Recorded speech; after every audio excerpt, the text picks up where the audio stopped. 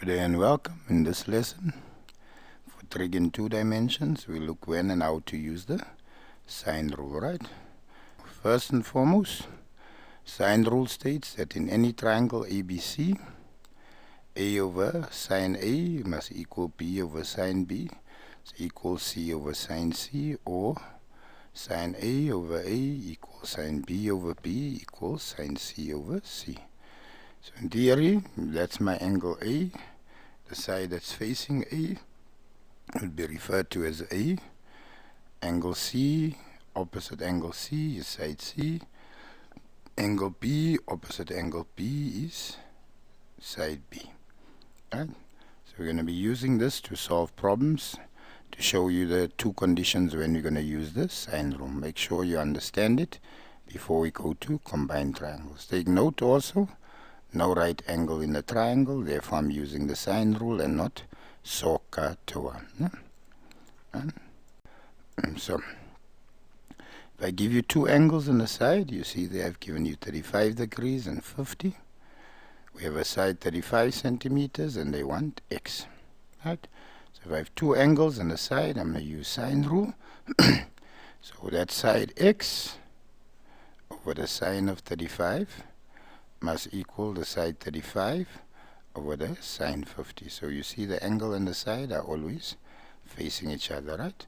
So x over sine 35 equal 35 over sine 50. Because I'm solving a side, I put x on top, right? Equal sign, so we can multiply the denominator away. So this becomes x equal 35 times sine 35 divided by sine 50. Punch that all in on my calculator. X there, that side, is 26,21 centimeters. So if you follow two angles given and a side, no right angle, then we use sine rule. We can even use the sine rule if there's a right angle. But then we must have two angles given and a side. Right, let's look at the next problem. Right, so again, given two angles on the side, I have 30 degrees and 55 degrees, two angles. Side given 18 centimeters, so 18 centimeters face 13. I've color coded so you can see.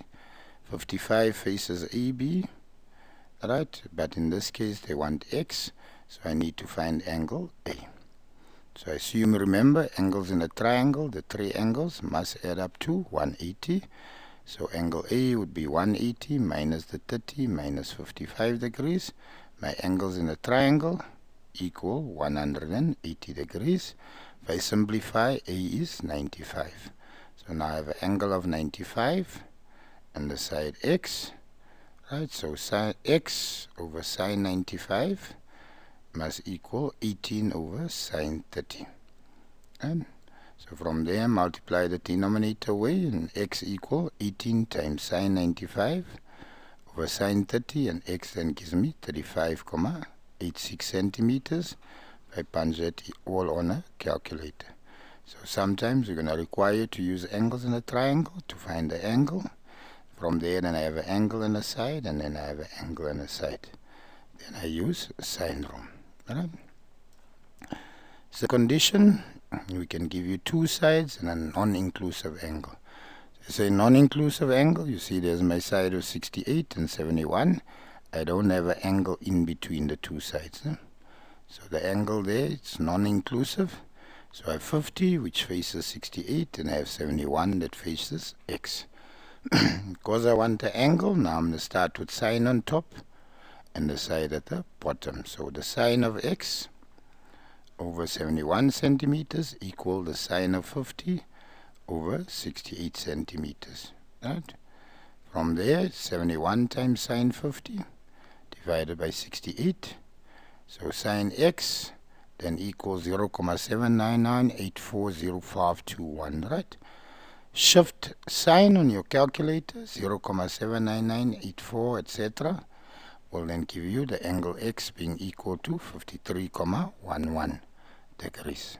Alright, so hope you follow. So again, angle, side, right? Non-inclusive. Right, so hope you follow. Let's look at another problem. Given two sides and a non-inclusive angle, so I have, or given there two angles So I have 110, I have 40, I have 163, and I have x. I need x is facing angle P, so I have to solve P. So angle P, 180 minus 110 minus 40 degrees, right? Angles in a triangle. So P then equal 30 degrees. So x over the sine of 30 equal 163 over the sine of 110. So x then equal 163 times sine 30 divided by sine 110, which then gives me x 86,73 centimeters. So I hope you enjoyed the lesson. I hope you understand. Right, I wish you nothing but the best. Continue practicing. Next lesson we'll look at when and how to use the cosine rule. God bless. Bye.